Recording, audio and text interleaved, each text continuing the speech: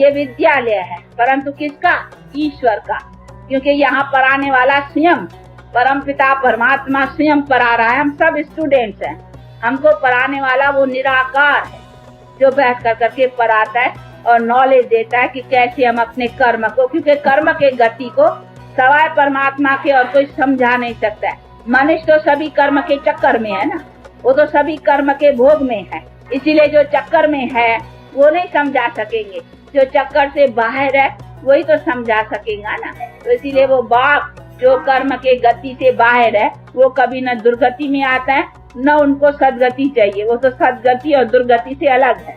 बाकी हम मनुष्य दुर्गति में भी आए हैं, देखो पाप की दुनिया, तो देखो हम पाप में आ गए हैं ना। अभी हमको ही फिर पुण्य आत्मा बन कर करके और सदगति को प्राप्त करना है। सदगति और दुर्गति ये मनुष्य के कर्म का जो स्टेजेस हैं वो कैसे चलता है, ये सवाए उसी परमपिता परमात्मा के जो कर्म के इसी सभी अकर्म विकर्म खाते से अलग है, वो समझा सकता है कि कर्म का क्या स्टेजेस है। इसीलिए इसकी नॉलेज, इसका यथार्थ ज्ञान सवाए परमात्मा की और कोई दे नहीं सकता है। तो ये सभी जो बातें हैं वो सवाए उसके ही और कोई करा नहीं सकता है, ये मनुष्य की बात है ही नहीं।